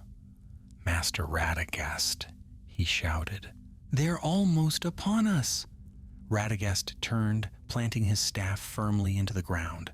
Light burst outward in a sudden wave. The beasts recoiled, shrieking as the glow singed their shadow-tainted flesh. "Beren!" Radagast cried. "Take Feren! Climb to the ridge!" "And you?" Beren shouted. "I will hold them!" The beasts surged again. Radagast faced them, cloak billowing as golden light gathered around him like a shield. The corrupted creatures howled, their rage echoing through the eaves of Greenwood. Beren grabbed Feren, hauling him up the ridge trail. As he climbed, he looked back only once. Radagast stood alone at the base of the hill, small against the horde, yet unyielding, his staff shining like the first spark of dawn. And the forest trembled as light clashed with shadow beneath the ancient boughs.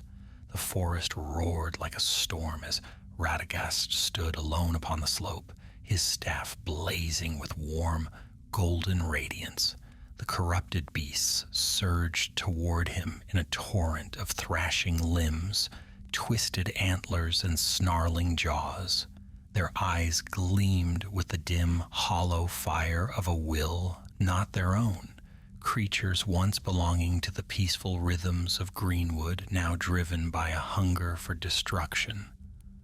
Radagast raised his staff, and light swept outward like a shield, forcing the nearest beasts to rear back in agony, yet still they came, driven by some unfathomable command. Their cries mingled into a dreadful chorus that echoed across the treetops. Above, Beren dragged Feren toward the safety of the ridge. "Hold on," he cried, though his breath came in desperate bursts.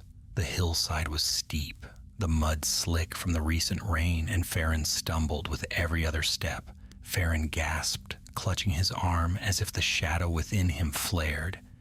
It calls to them," he stammered. "Through me, it calls them with my voice." Beren tightened his grip. "Then shut your ears to it. Master Radagast needs you alive." Below, the wizard stood firm. He whispered ancient words that rolled through the forest like distant thunder. The beasts hesitated, some faltering as if caught between two commands. But the shadow's pull was strong, and they pressed forward again. Radagast's face tightened with sorrow. "Forgive me," he murmured, and struck the ground with his staff. The earth trembled, roots cracked open, light burst from the soil, weaving into a barrier of shimmering gold. The first line of corrupted beasts collided with it and were flung backward, tumbling into the undergrowth in snarling confusion. Yet more creatures poured from the trees behind them, driven by relentless compulsion. "Beren," Radagast called. "The ridge! Go!" Beren pulled Feren up the final stretch, heart pounding, and threw them both behind a jutting boulder. From there he turned, bow already drawn. "Master Radagast," he shouted, "I can cover." "Stay back," Radagast commanded, though his voice held no anger, only urgency. Beren hesitated, then lowered his bow with clenched teeth. He watched as the wizard's light dimmed slightly under the onslaught of beasts. One wolf, its hide rippling unnaturally, slipped through a shadowed gap in the barrier and lunged. Radagast swept his staff in a broad arc. A burst of light struck the wolf mid-leap, hurling it aside, yet the blow left the wizard swaying. The barrier flickered. Baron's breath caught. He cannot hold him forever. Farron staggered to his feet, clutching the rock for balance. He cannot. But I can weaken them. His voice trembled with pain, yet behind it burned a flicker of resolve. Baron stared. You can barely walk. Farron shook his head. They answer the spirit that I awakened. They feel its whisper through me. That bond can be severed or shaken. How? Baron demanded. You can barely stand. Farron's gaze hardened. Because the shadow within me is tied to theirs. If I push it back, if I resist it, it will weaken their hold, just enough for Radagast to break them. Baron did not know whether to trust him, but there was no time for doubt. Below, the barrier cracked under the force of the charging beasts. Do it, Baron said, whatever you must. Farron closed his eyes, pressing his corrupted arm to his chest. His breathing grew ragged, then steadied. Slowly, painfully, he forced his thoughts inward, toward the cold presence gnawing at his spirit. A sound escaped him, half gasp, half cry, as he pushed against the shadow's pull. The corrupted veins along his arm writhed, then drew inward sharply, as though recoiling. Farron trembled violently, teeth clenched against the searing pain streaking up his spine. Below, the beasts faltered. A stag collapsed mid-charge, legs buckling. A wolf skidded to the side, whining as confusion clouded its pale eyes. Others slowed, their movements jerking as though caught between two commands. Radagast felt the shift immediately. Now, he whispered, gathering what strength he had left. Golden fire flared from his staff, brighter than before. It spread outward in a sweeping wave, washing over the clearing like a sunrise breaking through storm clouds. Where it touched corrupted beasts, the shadow recoiled. Some creatures fled into the woods, staggering blindly. Others collapsed, the dark influence fleeing their forms like mist burning away under daybreak. One final wave of beasts hurled themselves forward. Wolves, boars, and a hulking bear twisted by shadow. Radagast steadied himself for the last blow, but before they reached him, another tremor coursed through the ridge. Farron let out a cry, collapsing to his knees. The beast convulsed as if struck. The bear roared, then turned and crashed through the trees in frantic retreat. The others followed, scattering in every direction, fleeing both light and the fading call of the shadow spirit. And then, at last, silence fell. Radagast sank to one knee, exhausted. His staff dimmed to a faint ember. The air smelled of wet earth, broken roots, and something else, something fading yet not entirely gone. Baron rushed down the slope. Master Radagast, are you hurt? Radagast lifted his head slowly, only weary. He managed a small smile. The young sorcerer acted with courage. Farron knelt nearby, trembling uncontrollably. The shadow recoiled. But it is still there. I cannot hold it long. Radagast placed a gentle hand upon the man's shoulder. You held it enough. You broke its grasp on the beasts. That was no small feat. Baron looked out across the forest, but they fled south, toward Dol Guldur. Radagast's expression grew grave. Yes, the shadow draws them home, where its strength is greatest. And us? Baron asked. Radagast rose slowly, gripping his staff. The golden glow brightened once more. We follow, he said. The heart of Greenwood lies before us, and beyond it, the dark hill where the great shadow stirs. Thunder rumbled again, faint now, far away. Radagast looked south with a steady gaze. The hour grows late, and soon we must face the one who wakes the darkness beneath these boughs. The forest lay quiet after the storm, but it was a strained, uneasy quiet, like a breath held too long. Mist clung to the roots, rising in pale tendrils between the trunks. Not even the smallest bird dared stir. As Radagast, Beren, and Farron climbed the ridge, the world felt poised on a precipice between light and a deepening dark. Radagast moved with measured steps, though fatigue clung to his limbs like heavy vines. His staff glimmered faintly, offering only the smallest comfort in the gathering gloom. Beren walked close beside Farron, steadying the weakened sorcerer whenever his steps faltered. Farron's breath came in shallow bursts. "It grows stronger," he whispered. "The shadow. It pulls me south, as though my very bones long to return to it." "Do not heed it," Radagast said gently. "Its voice rises only because we draw nearer to its master." Beren frowned. "Master? You mean—" Radagast did not answer, but the silence that followed was answer enough. Beren swallowed hard. They crested the ridge at last. Before them spread a vast expanse of greenwood, dark as an old dream. Hills rose and fell like sleeping beasts, their slopes thick with ancient firs. But southward, far to the horizon, the forest sank into a deep, brooding shadow that swallowed the land. Dol Guldur. Its presence could not be seen directly from where they stood, for the hill itself was hidden behind veils of forest and distance. Yet its influence was unmistakable. A heaviness suffused the air, like the stirring breath of something that watched from afar. Beren shuddered. "I have heard tales, but I never imagined its shadow reached so far." Radagast's eyes narrowed. "It reaches farther still, and the forest feels its gaze as surely as we do." Farron clutched his arm. "We should turn back. Even the birds refuse to fly above that place." "And if we turn back," Radagast said softly, "the corruption will spread unhindered. Every tree, every creature, every living thing in Greenwood will fall beneath its creeping hand." Beren looked from the wizard to the southern horizon, resolve tightening in his features. "Then we go forward, whatever awaits."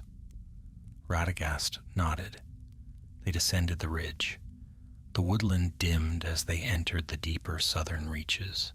The branches grew tightly woven, shutting out much of the pale light. The ground was soft beneath their feet, carpeted with layers of fallen needles that muffled their steps. Strange fungi glowed faintly in the undergrowth, pulsing like sickly lanterns. Radagast paused at one cluster, mushrooms of ashen gray, their caps marked with spirals of black. He touched one gently. It crumbled to powder. "Corruption spreads faster now," he murmured. "We draw close." A rustle sounded from the brush ahead. Beren drew an arrow immediately, scanning the shadows. A pair of eyes glinted between the roots. Sharp, narrow, uncertain. Radagast raised a calming hand. "Hold, Beren." A fox crept from hiding. Its body was thin, ribs showing beneath its mottled fur. Yet unlike the corrupted beasts they had seen earlier, this one's eyes still held fear and hope. It limped forward, trembling, then collapsed at Radagast's feet. The wizard knelt. "This one is not tainted, only terrified." He ran a soothing hand across its back. The animal's trembling eased. Farron watched with haunted eyes. "What will happen to the creatures of the forest if the shadow grows?" Radagast looked up. "Some will flee, some will fall, and some will be taken and changed into things that serve darkness alone. Beren clenched his jaw. Then we have no time to lose. They pressed onward. As evening approached, a light drizzle began to fall, soft and whispering. The rain brought with it a faint glimmer of freshness that seemed to push back, if only slightly, the oppressive heaviness of the forest. Radagast breathed in deeply, drawing strength from the scent of wet earth, but Farron staggered, gripping a tree trunk for support. "The whispers grow louder," he said through gritted teeth. "It knows we are coming." Radagast touched Farron's shoulder. "You are not alone. Let its voice pass through you as wind through branches." Farron nodded weakly, but his face showed he feared each step. The forest sloped downward into a hollow choked with twisted brambles. Radagast led them around its edge, choosing paths where the trees leaned naturally rather than toward the dark influence. At last they reached a narrow stream, its waters swift and clear. "We rest here," Radagast said. Beren looked surprised. "So close to its domain?" "Close enough for caution," the wizard replied, "but the water here still runs pure. It will protect us for a small time." They drank from the stream, its coldness lifting some of their weariness. Farron washed his face, though he avoided touching his corrupted arm. Beren gathered fallen branches, forming a small pile, though Radagast quickly shook his head. "No fire," the wizard warned. "Light may draw attention we do not desire." Beren nodded and sat beside the stream, bow across his knees. "Do you think the creatures will return?" Radagast listened to the forest. "Not tonight. You and Farron weakened their bond to the shadow. But there are other eyes in these woods, eyes that watch from older darkness." Farron shivered. "You speak of Dol Guldur." Radagast hesitated, then spoke softly. "Long ago that hill held a different name, a different purpose. But now its halls are filled with malice, and though the master of that place hides his identity from the world, his power grows with each passing year." Beren stared into the gloom. What manner of being could claim such a place? "Not a mortal," Radagast answered, "and not one who has fully returned to strength. But the seeds of his malice are already sprouting." A cold wind swept across the stream, carrying with it a faint whisper, not of voice but of intent. Farron gasped and clutched his chest as though struck. Radagast leaned over him, hands glowing faintly. "Steady. Breathe." The whisper faded. Farron sagged. Beren looked at the wizard fearfully. "It reached him? From this far?" "It reaches farther," Radagast said gravely, "and it searches for those who listen." Night crept into the forest like a slow tide. Shadows stretched long between the trees. The drizzle ceased, leaving the air damp and heavy. Radagast sat upright, vigilant, while Beren dozed lightly with one hand on his bowstring. Hours passed, then deep in the night, Radagast's owl descended silently from the canopy, wings dripping with mist. It landed beside him and hooted softly, 3 short notes, then silence. Radagast's eyes narrowed. "They come." Beren jerked awake. "Who?" "The scouts of Dol Guldur," Radagast murmured. "Not beasts, not spirits." Farron trembled. "Then who?" Radagast rose, staff glowing faintly. "Servants, twisted men, or creatures shaped by the will of that place. They search the forest for signs of disturbance." Beren drew his bow. "Have they seen us?" "No," Radagast said, "but they will if we remain." He pointed south. "We move now, before the shadow's gaze turns fully upon us." They gathered their few belongings and stepped back into the deepest dark of greenwood. Behind them faint shapes moved through the trees, silent, swift, and searching. And ahead, somewhere beyond the blackened roots and the rising mist, lay the heart of the growing evil. The road to Dol Guldur had begun. The night deepened as Radagast, Beren, and Farron moved swiftly through the drenched forest. Greenwood's boughs creaked overhead, their leaves dripping from the passing rain. Each step carried them farther into a land where daylight seldom touched the earth. The shadows around them thickened, not merely for lack of sun, but with a presence that seemed to breathe and shift of its own accord. Radagast led the way, his staff glowing with a muted gold that pushed the darkness back, just enough for them to see the roots beneath their feet. The owl glided silently above, a pale shape against the shrouded sky. Beren whispered, "How far until the servants of Dol Guldur are behind us?" Radagast's answer came quietly. "They do not fall behind. They circle, like wolves testing a stag. They will not attack unless commanded, but they will not cease their search." Farron stumbled. Beren caught him by the arm. The sorcerer's face had grown paler still, his skin clammy, his eyes sunken and hollow. "It knows," Farron murmured. "It knows I have fled the path it laid before me. It reaches for me." Radagast stopped and placed a firm hand upon Farron's brow. "The shadow touches only what you allow. You must resist its pull." Farron closed his eyes, trembling.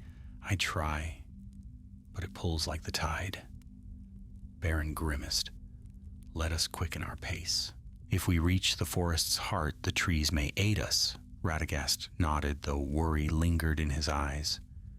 "Yes, the heart of Greenwood is old, older than all these spreading shadows. If strength remains anywhere, it is there." They pressed on. Hours passed beneath the oppressive dark. The path became tangled, roots knotting into thick braids beneath the soil. Faint glimmers of sickly light pulsed in the underbrush. Strange fungi, grown fat on corrupted earth. The air thickened with strange scents, damp rot, bitter resin, and a coldness that felt like long-forgotten despair. Radagast paused beside a fallen trunk. "This tree was felled by no storm," he murmured. Beren examined the wood. The interior was blackened, as though scorched from within. "What could do this?" "A presence that devours rather than burns," Radagast replied. "The shadow below Dol Guldur may still be veiled, but its tendrils wander far." Farron shuddered violently. It creeps closer." They journeyed downward into a low-lying hollow. Mist pooled like pale smoke along the ground, swirling around their ankles. The trees grew larger here, ancient oaks with trunks thick as fortress walls. Moss shrouded their bark in soft, green folds. Their branches stretched outward like vast arms, sheltering the hollow beneath. Radagast slowed.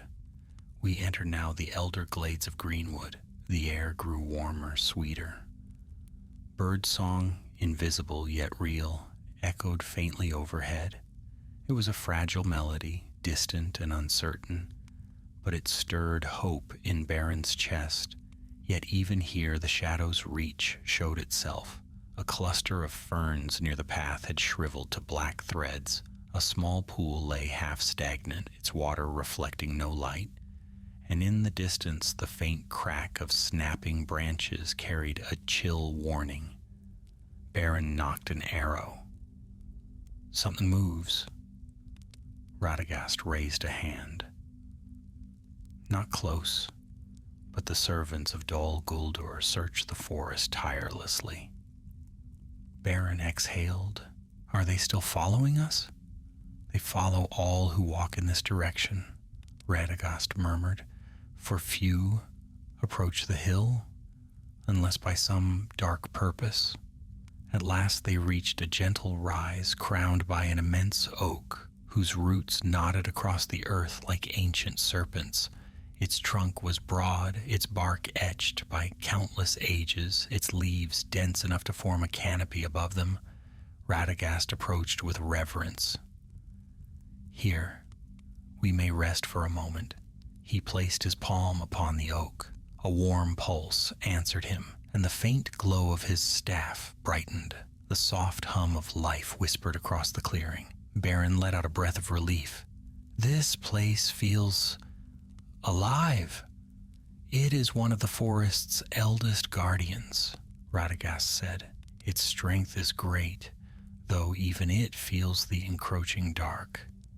Farron sank to the ground, leaning heavily against a root.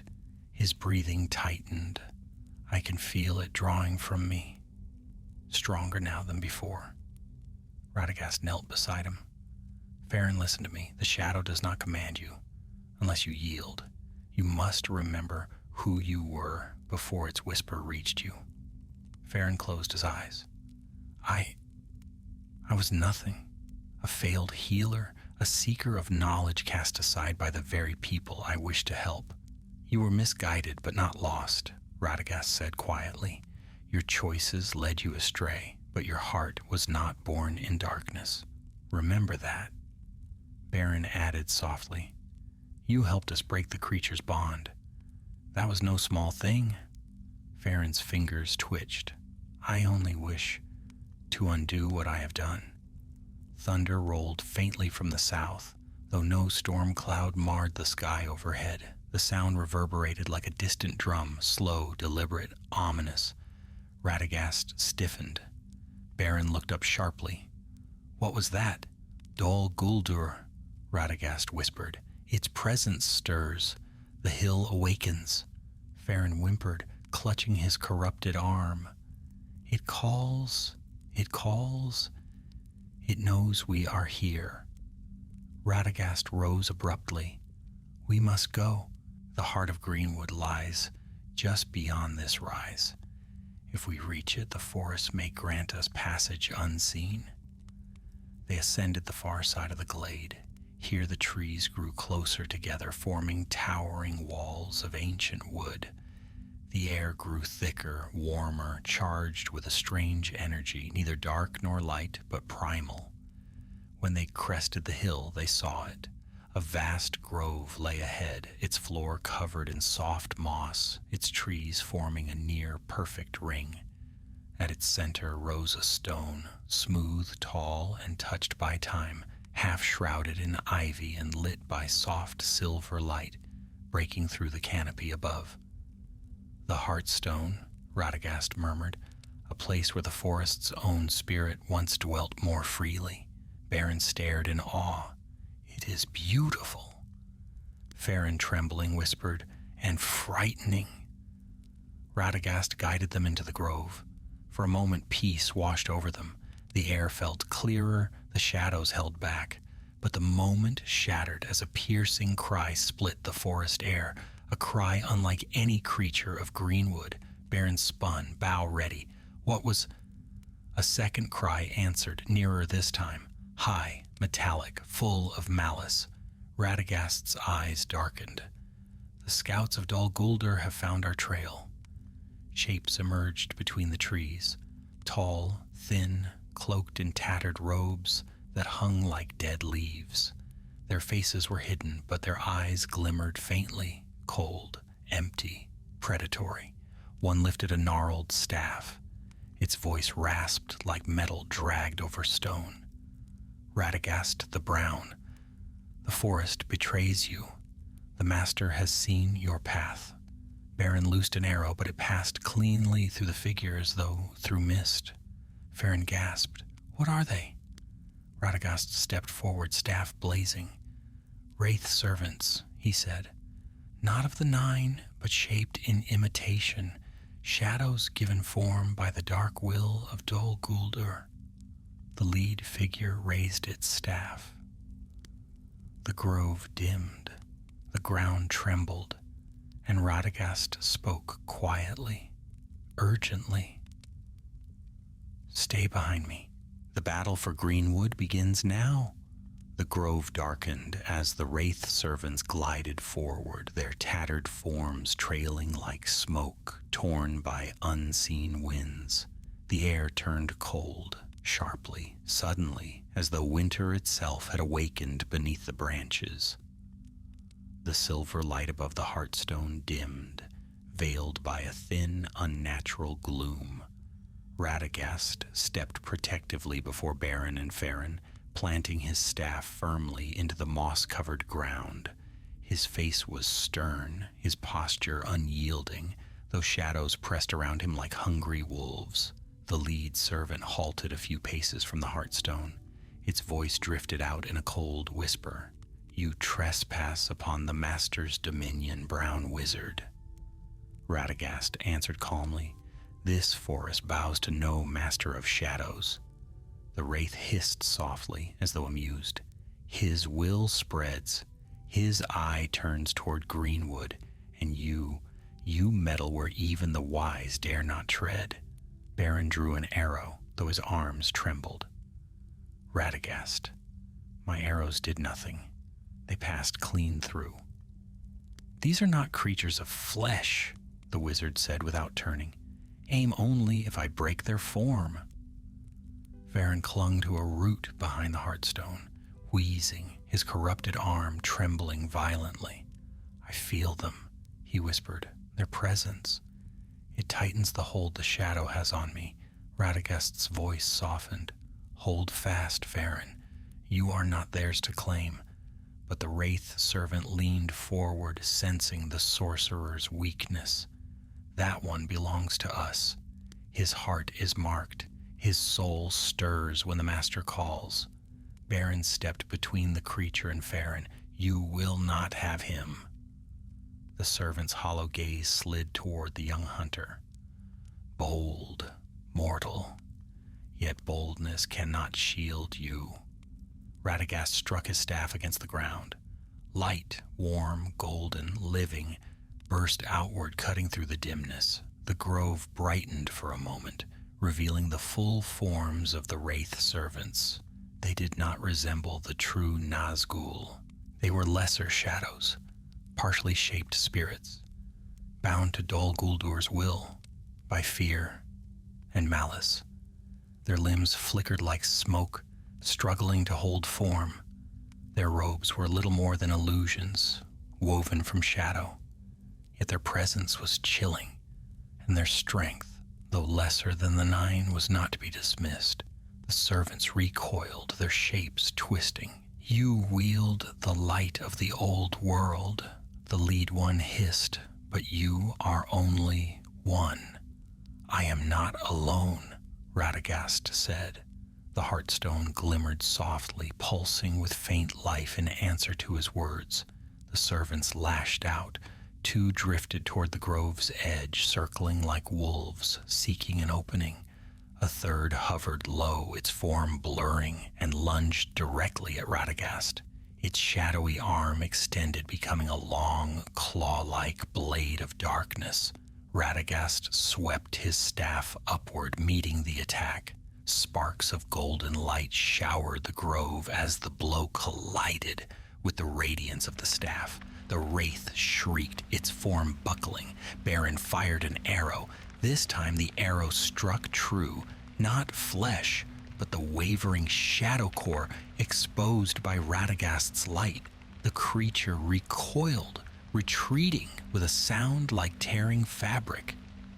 "Good!" Radagast shouted. "Strike when their forms are weakened." Beren knocked another arrow, breath steadying. Meanwhile, the other servants advanced toward Farron, drawn by the sickness in him. The young sorcerer slumped against the hearthstone, trembling, his breath ragged. One servant whispered, "Come to us, child of folly." Its voice seeped into Farron's mind like cold fog. His eyes glazed. He began to rise, slowly, as though pulled by invisible threads. Beren shouted, "Farron, do not listen.